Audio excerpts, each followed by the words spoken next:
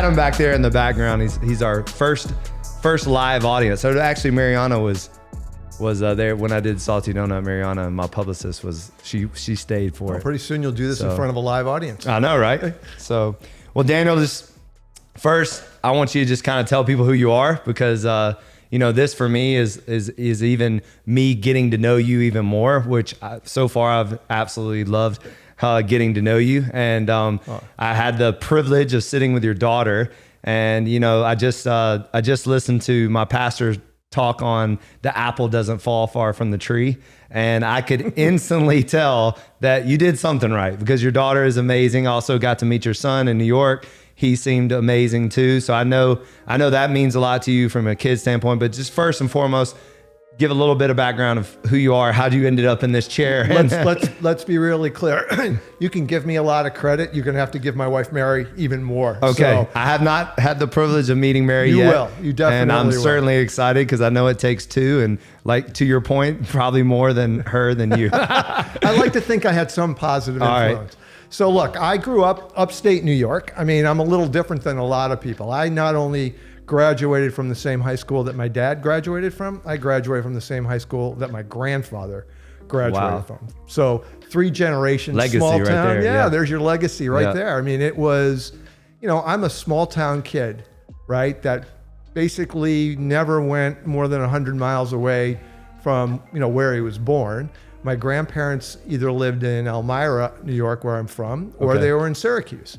And Syracuse to me was the big city, and that's where we would go on vacation. So that's kind of the universe that I knew. Yeah. And, Elmira is just a small town. And, when the time came for me to go to college, I basically got to choose from any of the state university campuses that I wanted to go to. So I went to Binghamton, and as most parents were doing back then, they influenced their kid to try and go into medical school, because that's the way that you could write a bigger ticket and take good care of yourself. Right. And then I immediately realized when I was in college that I did not have what it takes to be, a doctor. So I was taking economic classes along the way, really enjoyed them, had a couple professors that were from University of Chicago.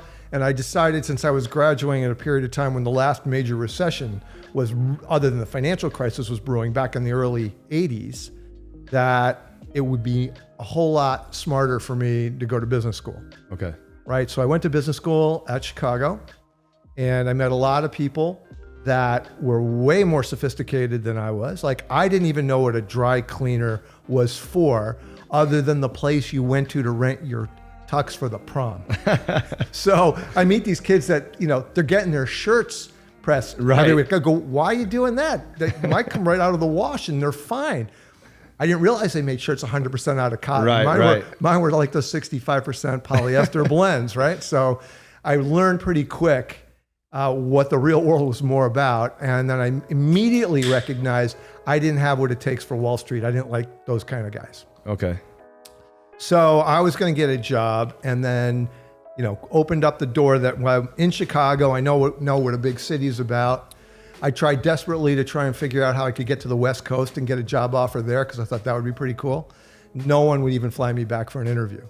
But I did get a job offer in New York at NBC, and I thought, wow, this is pretty interesting. So I went to New York. It's 1984. My first job, which is going to sound incredible, was working on the 1984 World Series. Amazing. So it was the Padres were playing the Tigers, and I got to do all kinds of stuff that was really, you wouldn't need a person for today, because it was getting tickets ready for all the production people and where they would go and how they would get there. And it was really, really crazy work. But it was an interesting place to be. As time went by, though, I was there for 2 years. It really wasn't, I realized early that I'm not, when you're in that industry, you're either a producer, you're a director, or you're talent. Right? I really was a finance guy in an entertainment business. And that really, you realize soon you wanted to be where the revenue was. Right. That's really how you drove, yourself. And so what did I do? I said, look, I have some great stories I could tell about some of the guys that I worked with. And I don't know if you want me to go into one that really sort of changed my mind and why I needed to leave. Yeah, I mean, let's dive in. So I'm working with a production crew up in Buffalo. I was on the jet. I went from NBC baseball to football. When baseball was over, I went to football. And I was assigned to the Jets, and NBC was covering the Jets. So we had a game up in Buffalo.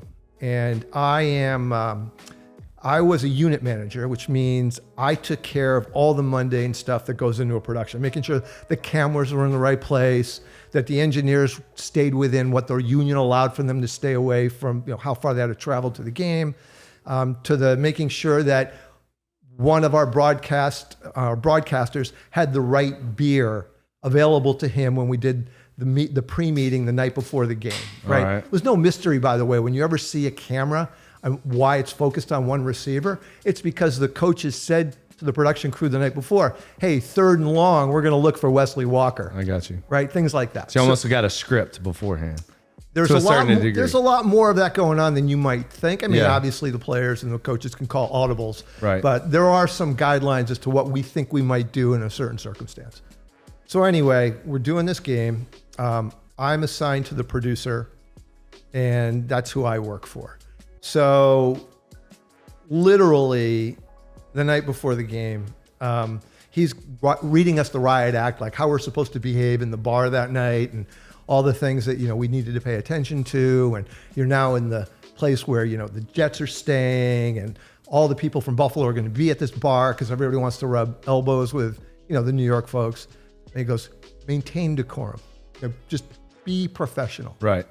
And literally an hour after dinner, we go to the bar. He's had like 3 cocktails already, and he's passing tickets out to anybody that walked by. Like, so he didn't follow his own advice at all. Rules. And I go, wow, that's pretty wild. Yeah. Next day, we're in the truck. By that point, the game is started, and my day is over, really, at least during the game. So it's a really crappy day outside, and it's snowing, I think, maybe it was just cold. I can't remember exactly. But anyway, I'm in the truck, and the producer looks at me and goes, Dan, can you get me a Coke? Well, it's my job to do that. So I went back into the stadium where we have our little setup. I get the Coke. I bring it back to him. I put it down in front of him. He looks at it and goes, oh, I meant the Diet Coke.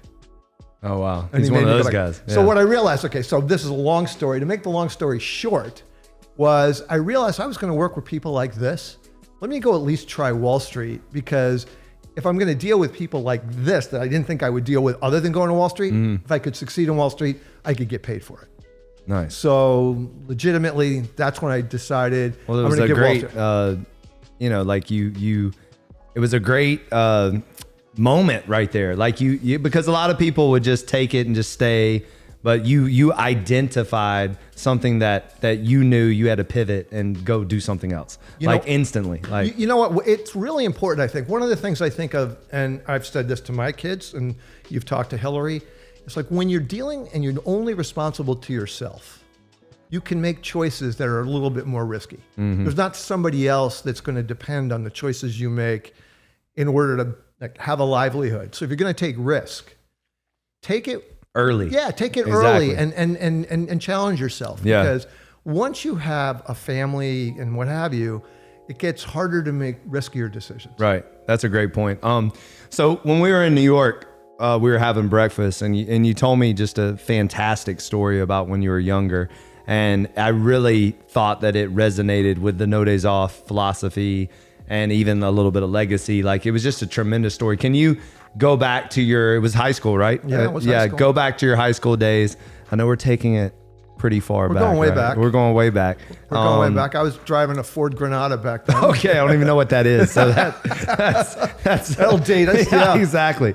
But I just, the story, I was let's just go back to that, because I would love for you to tell me again and tell our audience that story, because again, the things that came from that, like, obviously may have actually that, and I think people will understand when you tell it, is probably why you made the decision you made, because it was in you already, So anyways, elaborate on that. It's true. I mean, I think that, so I'm a junior in high school, right? I'm 125 pounds soaking wet, and legitimately, I couldn't imagine any girl was looking at me anywhere, right? So I asked my parents on my 17th birthday if they would buy me a set of weights. So wait a minute.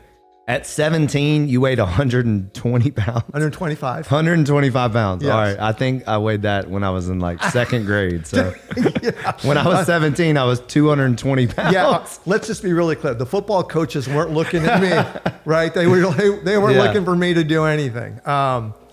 So I realized I got to look better. I got to do something. I mean, I'm just nothing. So I said, let me get weights. This was in the days before real gyms were anywhere. The high school had a Universal, and the only other place you could work out was going to the Y. Okay. Right. And that wasn't an easy thing for me to get to. So I said, let me build a gym in my basement. Yeah. So legitimately, they bought me weights, the old school kind, with plastic around cement. Oh yeah. Remember those? And Yeah, of course. I bought a bench that, did an incline or flat.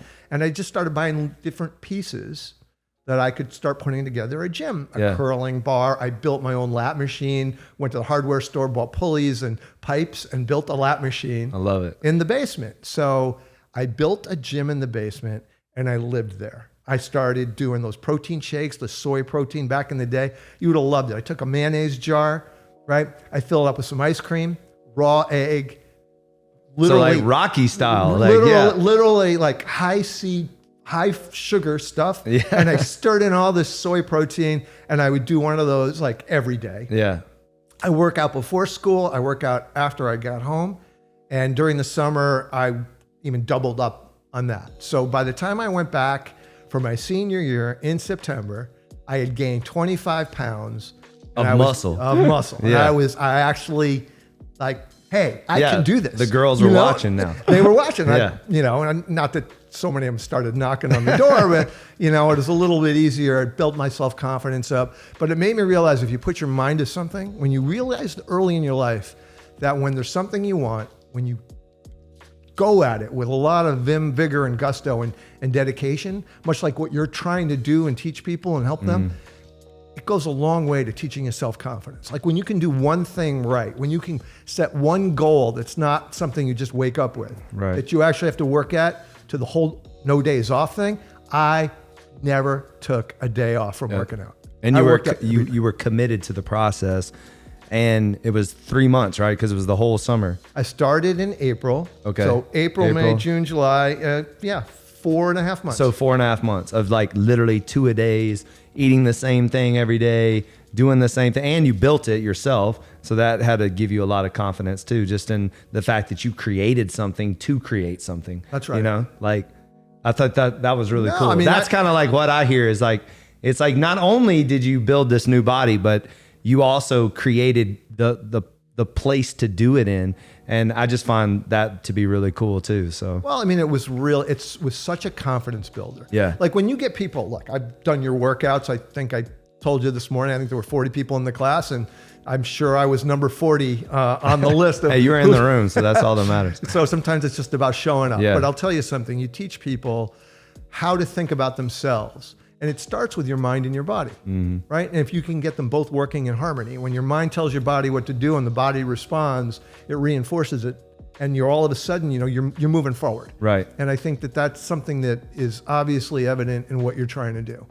And I think also just the take home too is like at a young age, like to all the, and I don't know if any 17-year-olds are actually listening to us old heads talk, but if they do come across this stuff and parents that have younger kids, like, it can happen at a young age. Like your choices can happen at a young age that will affect you later on. And by making the wrong decisions and the wrong choices at a young age can affect you tremendously as you get older.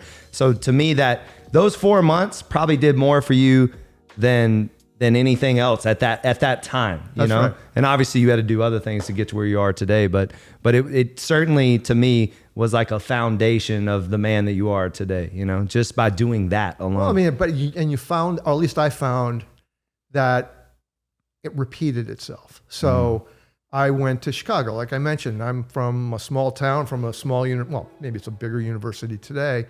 And I'm with all these Ivy League kids and everybody else. And I'm thinking, wow, I wonder if I really belong here. And then all of a sudden, you take the same tests they do. You're in the same class as they are. And all of a sudden you realize you do belong in this room, right? You keep teaching yourself over and over again why you should be in that room. And I think that's something you take into life everywhere, right? It's It's like, what are you worthy of? Test yourself, find out, know where you can go with what you have. And as long as you have the dedication, you can make yourself better at just about anything anyway. Yeah, it's the decision to dedicate to something and to stick to it. That's right. Like that's another thing too, I think people don't do often is they don't stick to something. Like once you try something, don't give up after a month. Like I feel like everything now is so instant. You know, it's instant gratification. It's instant this. It's Uber Eats. It's Uber. Everything's like right there for you. That's right. That when you're trying to lose weight or build muscle or start a business or be in a relationship, that you want everything to happen overnight, and that's just not realistic. You know? No, it's true. Look, I try to think about my philosophy is I don't like to spend a lot of time doing something that I can't get myself better at. Right? I'd rather find something or one thing or two things, dedicate myself to trying to become really good at those things. Yeah. Like the only thing I've ever done over and over again and I've never gotten any better at is golf. Just doesn't work. Well, it's the hardest sport in the world. So you know, I've tried and I just doesn't surprise me. I know I'm never going to put my 10,000 hours in on that. Yeah. And I'm pretty sure even if I did, I might not get any better. I don't know, Adam, we got to call Gail. Maybe Gail can help this situation. So, well, I want you to lean into a little bit about like so I know you recently retired, but you were obviously, and what was your title before? Like, well, I worked at Bear Stearns first, where I met Adam, obviously. So let's talk. I want to see the correlation between this no days off philosophy of how you guys apply that to finance and in your world versus, you know, the fitness and the beverage world or whatever. Like, because Adam and I talk about all the time that there are a lot of correlations. There was a Warren Buffett quote. What was it, Adam? Yeah, consistency compounds results. So Adam always talks to me about how there actually is a correlation there between being consistent with your health and also being consistent with investing or finances and things like that. And I think a lot of people, again, goes back to everyone's waiting to hit the lottery, right? Like, you know, let me invest in this. And then 2 months later, I make 10 times my money. And that's not really a good way to think about investing and think about your money. So lean into that a little bit because I'm actually really interested in that too. So, well, there's two ways to think about this. One, I'm going to talk a little bit about how you conduct your business, and then we'll talk a bit about financing and Warren Buffett because he's totally a hero to me. So one of the things when I came in to the business, I was on the sales side. And one thing I know you can't do is you can't rush a relationship with a client, right? You build trust, you build this working relationship, and it takes years until somebody's willing to like, trust you a little bit and trust you a little bit more and then trust you a lot. And, you know, when you violate any of that trust, it's like, it's over. It's over. You get one chance to especially screw with up. people's money. Like, yeah, I mean, it's a very sensitive subject. So I took what I talked about before and said, hey, look, if I'm going to succeed, I need my customers to actually try to not do a trade with me, to try and not do business with me. You know, I didn't want to give them any excuse to go somewhere else. So I really tried to leverage all the strengths that we had in our firm with the needs I knew my clients would have and really make it hard for them not to do business with us. So that worked out really well. I went from a nobody in a training class to a senior person in 7 years. And what were some strategies there? So, because if I'm hearing you correctly, you're saying you didn't want them to give you your money. Like you were trying to make it very hard for them to invest. I needed to earn it. Earn their trust. I needed to earn their trust. And then what was some ways you did that? You know what? You even when you know they're not going to do something with you, you give them an idea. You give them something to remember that you actually paid attention. You asked for work no one else wanted to do. Okay. You stayed late at night in our world back then running their portfolios when you knew the guy from Goldman Sachs might not be doing that. So you earned what you had by being better at what you were doing than others. Okay. And I tried to make that sort of evident to the clients I built. I'll give you you want another sort of ironic story? Yes, definitely. So there was a big bank in Ohio that I got assigned, I don't know, maybe 3 years into the business. And I went out to Columbus and I met the senior portfolio manager, and we hit it off. And she introduced me to her portfolio managers, and I hit it off with 2 of them. And then there was another one that wouldn't give me the time of day. I mean, literally nothing. So I started doing really good business with, the senior manager and her 2 underlings. And the other guy, I remember he picked up my phone once and then basically hung up on me.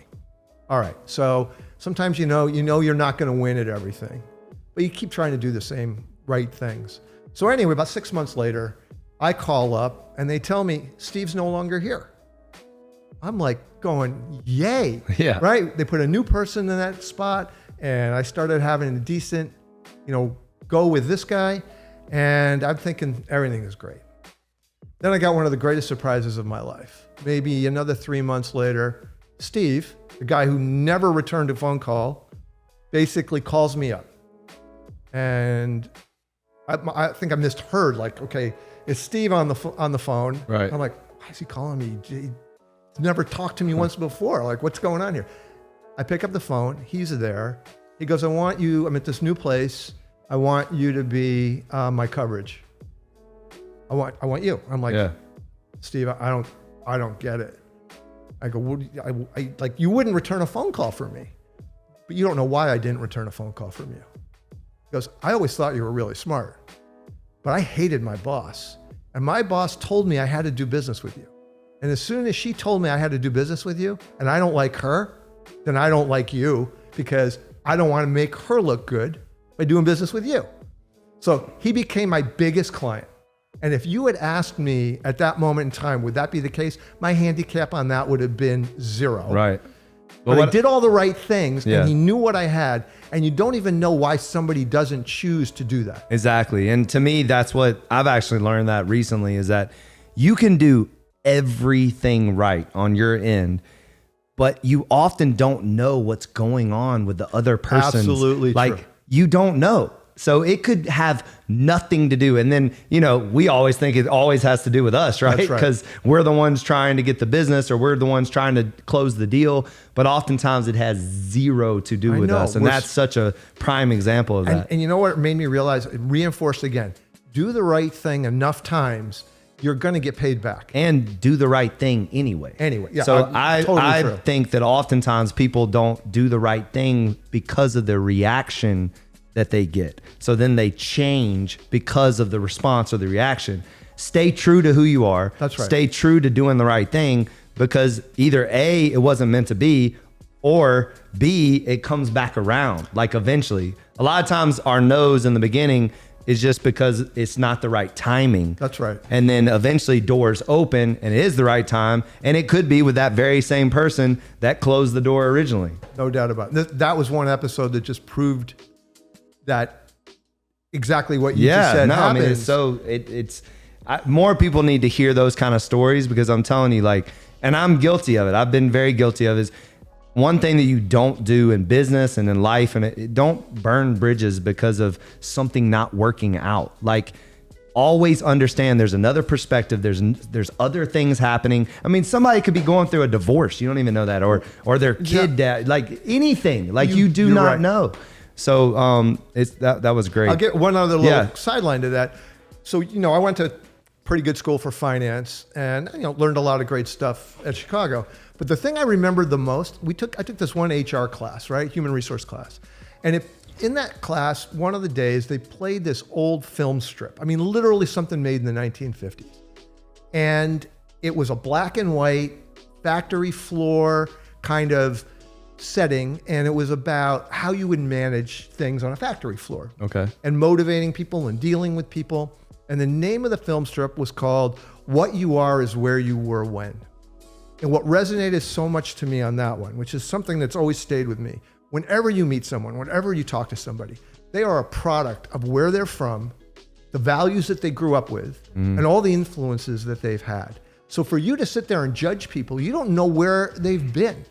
Exactly. Right? And the whole point was, as a manager, and this has always helped me as a manager, was if I could actually look back and understand who you were, I might be able to understand your motivation. I also might be able to understand what's blocking you from being better. Right. Right? Because when you listen and you ask questions, you are a much better manager. You're a much better motivator. Definitely. And you know what? You're more effective in almost everything that you do. And then people respect you for taking the time to understand them. Yep. Find that origin story is like kind of how, you know, it's like, exactly right. Because everybody comes from somewhere, everybody has learned something from someone.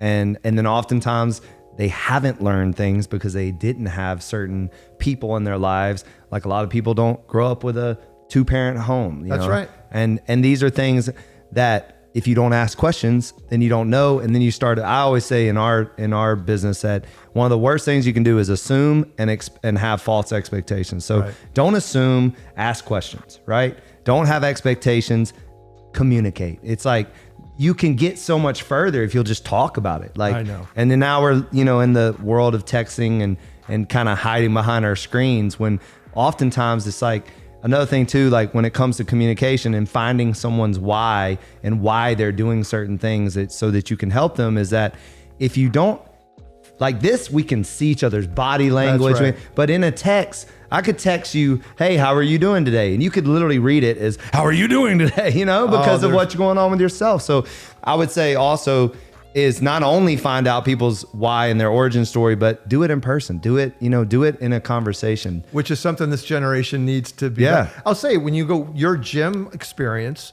when you're doing those workouts, the fact in your partner interval training that you do, you always have a partner there. Yep. You have to talk to somebody.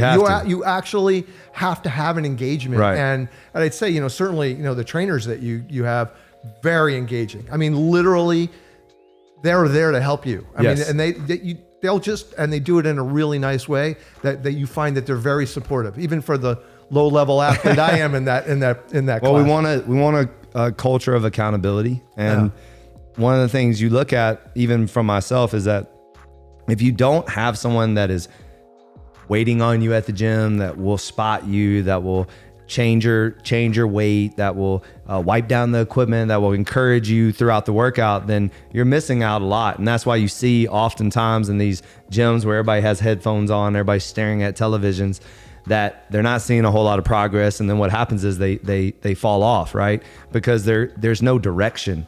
So one thing that we're trying to do with Legacy, and I wouldn't even say trying, we're really doing is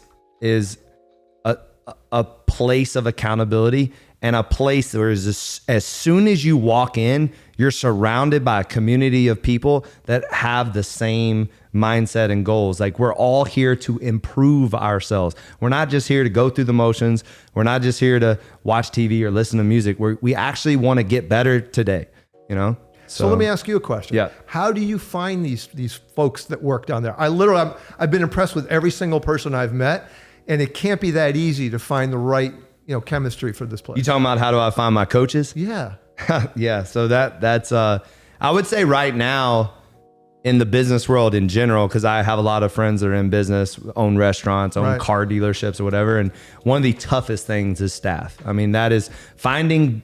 So what I believe is that we created an extraordinary business, extraordinary systems, but ultimately you have to find extraordinary people to deliver this thing that you built, right? Yes. And so it's what we've done is we've enhanced our hiring process. So what I mean by that is I really think it's very important for them to go through a sequence of people. So not just me. So it used to be they would sit with me, and then of course I like everybody, so I'd be like, you're hired. And then 3 weeks later it wouldn't work out. And then I had literally when I first opened, I went through 19 trainers in 3 months. Like, it was a disaster because I just hired the wrong people constantly. Now we're a lot more mature in our hiring process. So not only do they go through a series of interviews, then we have a series of questions, and they're a lot more practical questions, not necessarily business questions. So they're like, what time do you wake up every morning? What's the last book you've read? What do you eat? Like, just trying to get a little bit deeper into, again, their origin, and also who they are now. So who are you now before you get the job? Because if you're going to have to change everything to be good at this job, it's probably not going to work out. But if your lifestyle and your routine, actually our job your position would complement that and just be a nice fit, then normally it works out. So if I'm interviewing somebody and they're like, oh, I wake up at 10 o'clock every day, then I'm like, yeah, that's not going to work, because the fitness industry is 5 a.m. to 10 p.m. It's early mornings and it's late evenings. That's the fitness business. You can't get around it. Right. There is no like sleep in and have a conquer the middle of the day. There's no such thing as that in the fitness world. No. It's either dominate the mornings or dominate the evenings. And most of the time, if you want to be really successful, you got to dominate both. Right. And I think that's been like my gift, is that I've always been able to figure that out, is to be great in the mornings and great in the evenings. And we do that really well with Legacy, because we have the 4 to 5 the 4 to 5 classes in the morning and then the 4 to 5 classes in the evening. So it gives people that option. I would say another thing too is we make them take a class first, and then we actually pair them up with a member, and then we secretly ask the member, how was your experience? Wow. So that's another, like, I'm letting all our secrets out right now. And then also I get feedback from the instructor. So now I'm getting feedback from the existing coach. Did they give up on certain things? Did they push through? Were they a good partner? That's another thing too. Like, there are good partners and bad partners, right? In the class, some people are into themselves, fixing their hair, looking in the mirror instead of spotting their partner and motivating their partner. So a coach should be a motivator, should be someone that participates, not spectates. So I look for that. We ask those questions. So the coach is also paying attention to how they're performing in the class, how they're treating their partner. Then we ask their partner, what did you think? Was it a good partner? And oftentimes, I'm telling you, it's they lose the job right there. Like, sometimes I've had them do great interviews, then they take the class and the instructor says they weren't engaged, they didn't help their partner, they were rude, they were all about themselves. Like, I'll give you one example. We had this guy, he knocked the interview out. His resume, exercise science, kinesiology, masters in biomechanics, the whole nine.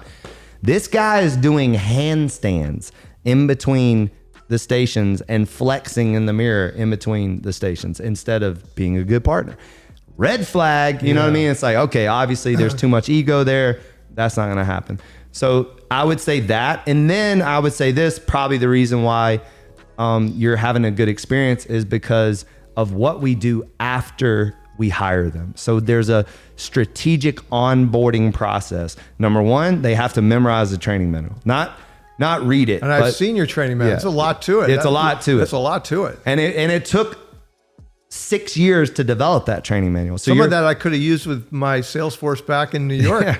Adam and I talk about it all the time. We're going to definitely make one for the Bev company for sure. So I think there's a lot of value in that. That training manual is a lot of books. Like, I'm a big reader, and it's a lot of stuff that I learned and put it in there. And so we make them read and learn and know the training manual. That's first and foremost. Then they have to train with our existing staff. So they have to, we got away from we used to call it shadowing, but then it wasn't as proactive as we liked. So we changed it to their training. But they're training with existing coaches, and they're doing it at all 6 locations. So they're really being able to soak up the good and the bad from all locations and seeing, because initially you're learning a system, but then also you're learning, we call it, you're an intra-trainer, right? You're not just a trainer. You're almost like an entertainer too. You're on stage every day. You have a microphone and you're putting on a performance. So it's really nice for them to see how all the different coaches, the different jokes they say, or different cues they say, or different things they say. Everybody does it in a different way and finds their own voice. And so that's important. I think also too, I have required reading. So there's a lot of books, and I don't think a whole lot of companies do this, especially gyms. Yeah, probably not. And I always get a lot of pushback because it's a long list, and so they're like, I got to read all these books. But I will say this: every single time they actually do it, they always tell me how much it means to them and how much they apply it in their job. Like they actually are taking this stuff and then applying it. And then I often have to remind them or whatever. But I will say this: there's no perfect science.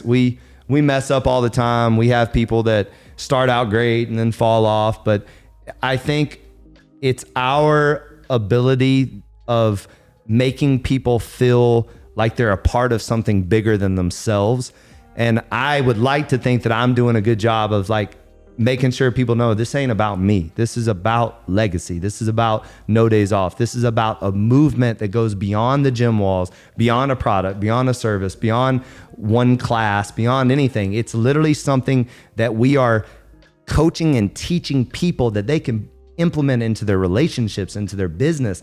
And that's what's happening. And it's really cool to hear our members talk about no days off just like we do. And so it's an extension of my voice and an extension of the other coach's voice that is pouring into this community, over 2,000 people, and it's growing every day. That's great. No, that's great. I mean, one of the hardest things is finding the right people that you can work with and that make your business better and that really want to be part of it. And I think you've accomplished that. Thank you. Thank you. All right, Dad. So let's get into a little dad stuff here, because I'm a new dad. I have a 3-year-old son. And again, I just want to salute you. I'm telling you, the apple doesn't fall from the tree. I don't want to give your wife all the accolades, but I know you had something to do with it. And I think that I would just love to hear, like, how did they turn out so amazing? Because they both are. And can you look back and say, these are the things that I did that kind of helped solidify, coming up with. Look, I think that part of it is, like, my job required me, I'd get up on Monday morning and I was out a lot at night. So I didn't get a chance to see the kids a whole lot during the week, but I spent every part of the weekends with them. Yeah. And whenever I could, I really tried to set an example for them, let them try and figure out what they're good at, encourage them on things they should try more, always be supportive, right? I mean, everyone's got their own, as I said, origin story and what their parents did right and wrong with them. Right. My goal every day was to try not to do something that my kids would ever complain about later. So, you know what?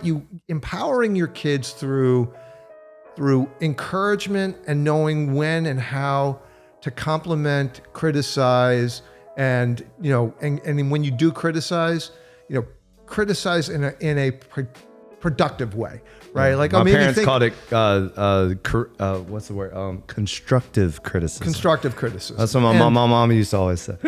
And I think our kids we were very lucky. They had a great experience growing up. You listen to my daughter at one point. She wanted to change schools, and Mary and I would spend time and we talk about it. We had different opinions.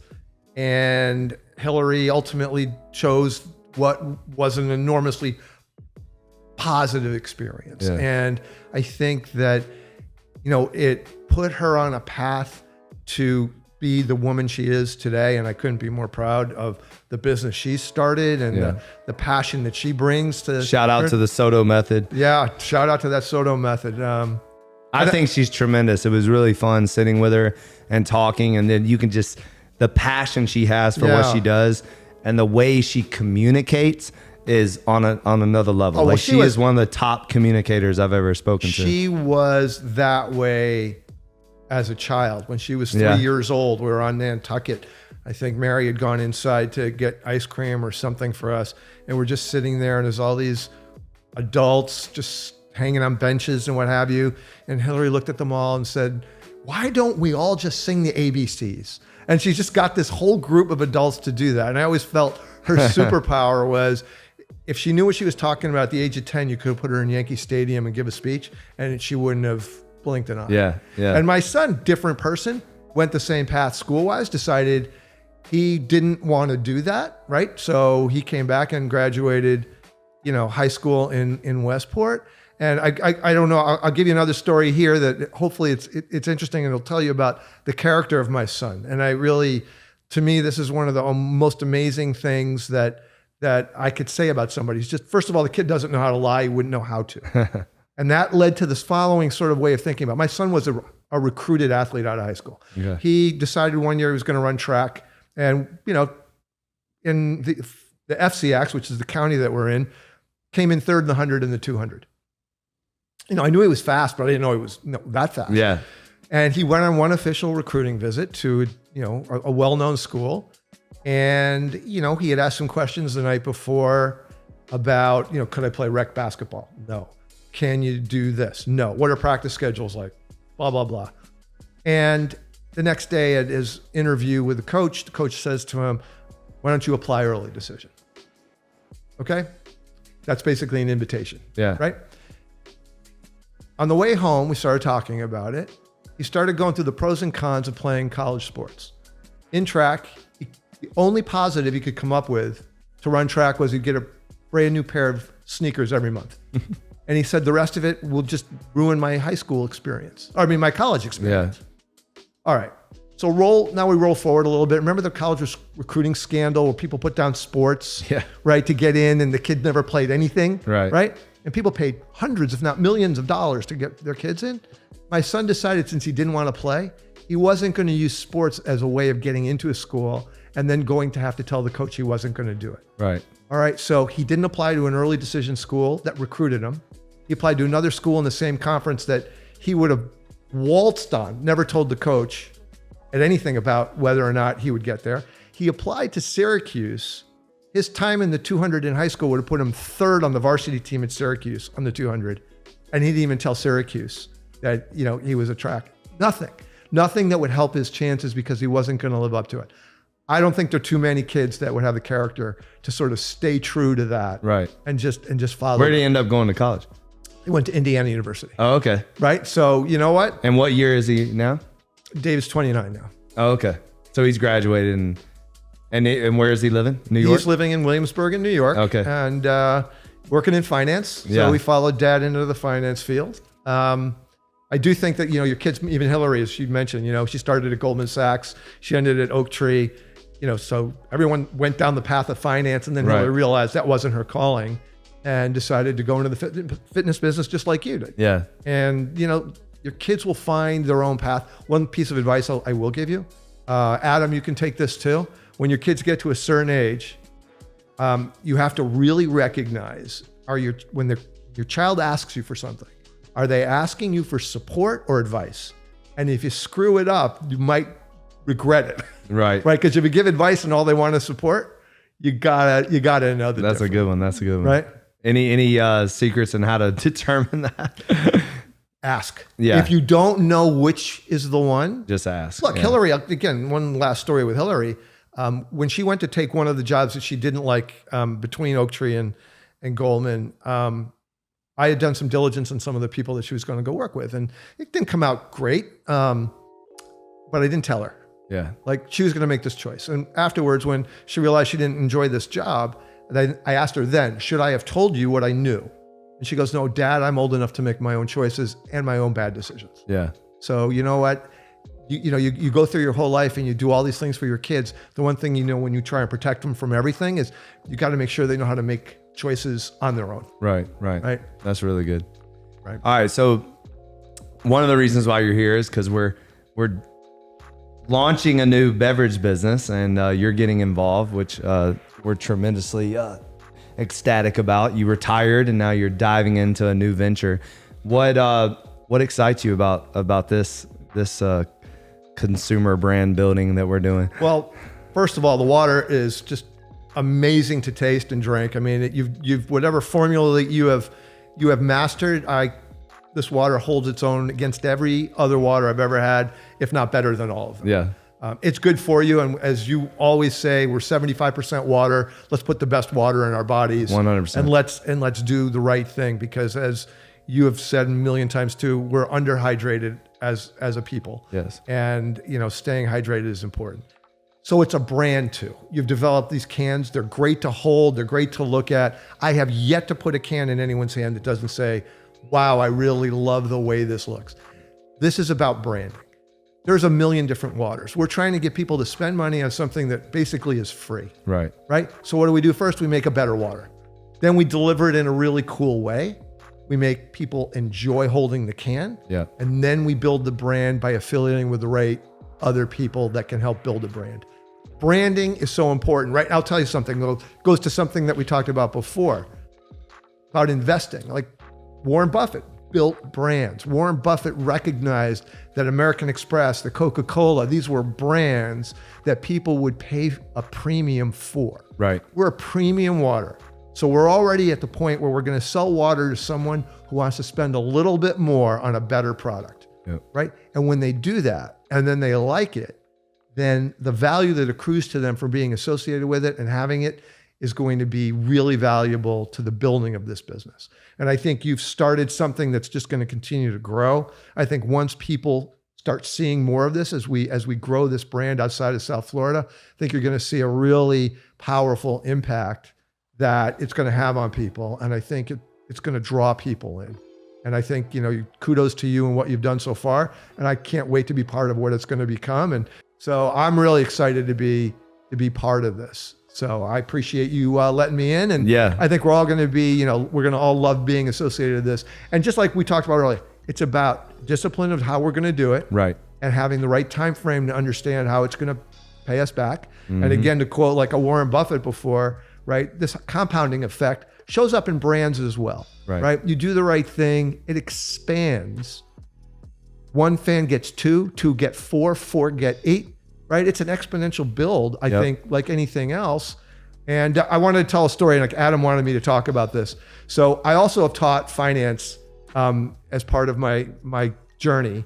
And one of the stories I like to tell people about, and I also do a lot of volunteer work to teach people about financial literacy. Okay. So I truly believe, by the way, that I can teach anyone to be a millionaire. I actually believe I can if I get you early enough. Because this power of compounding and turning $1 into more than $1 is really powerful when you pick the right investment. So just to give two stories here. I start off with people and say, can you save $2,000 a year? Right? When you're 20, $2,000 a year, can you save it? Okay. All right? If you can do $2,000 a year and you put it in your mattress, right? In 40 years, you have 80 grand. If I invest that money in the stock market, okay, and I do that for 40 years, and the stock market returns have historically been about 8%, and some people would argue it's even higher, but let's just stick with 8. And I put my money in the stock market, and I follow the Warren Buffett idea that you just let your money work for you while you're sleeping, right? After 40 years, instead of 80 grand, I have over 500,000. And if I can really push your limits and say, can you save $4,000 a year for 40 years at 8%, you end up with over $1 million in 40 years. So am I asking for heroics? You have to have some discipline to save money, and you got to teach people that that's a really important thing to do. And you really will be able to make money work for you. And I think that's a really important thing that kids have to learn. And the last story that goes along with that, I always like to do this when, because it really resonates, because you can think about it and hold it in your hand.